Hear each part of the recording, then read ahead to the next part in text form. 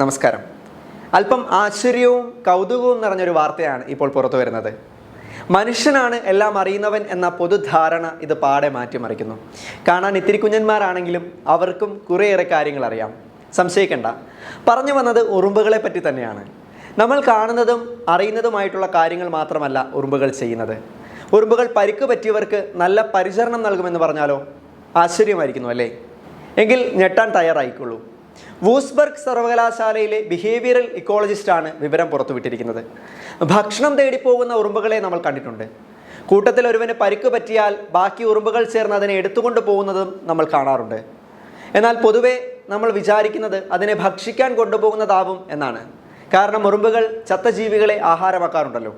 എന്നാൽ ഉറുമ്പുകൾ പരിക്ക് പറ്റിയ ഉറുമ്പുകൾക്ക് ആൻറ്റിബയോട്ടിക് നൽകുകയും കാലിൽ ശസ്ത്രക്രിയ നടത്തുകയും ചെയ്യുമെന്ന കൗതുകകരമായ ഒരു നിരീക്ഷണമാണ് ഗവേഷകർ കണ്ടെത്തിയിരിക്കുന്നത്. വൂസ്ബർഗ് സർവകലാശാലയിലെ ബിഹേവിയറൽ ഇക്കോളജിസ്റ്റായ എറിക് ഫ്രാങ്ക് ആണ് ഈ കാര്യം വെളിപ്പെടുത്തിയത്.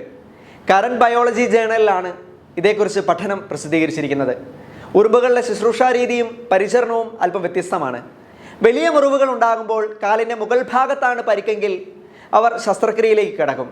മറ്റുറുമ്പുകൾ ചേർന്ന് പരിക്ക് പറ്റിയ ഉറുമ്പിൻ്റെ കൈകാലുകൾ മുറിച്ചു മാറ്റും.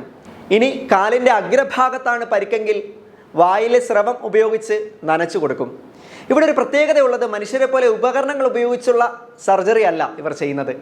കടിച്ചാണ് ഇവർ കൈകാലുകൾ മുറിച്ചു മാറ്റുന്നത്.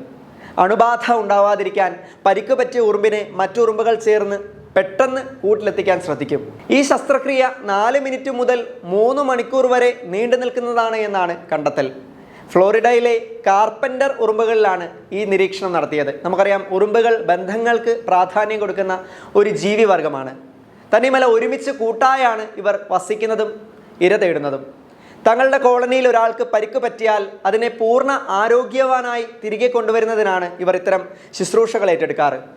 ഇങ്ങനെ ശസ്ത്രക്രിയയ്ക്ക് വിധേയമാകുന്ന 95% ഉറുമ്പുകളും ജീവിതത്തിലേക്ക് തിരിച്ചു വന്നിട്ടുണ്ടെന്നാണ് കണ്ടെത്തലുകൾ.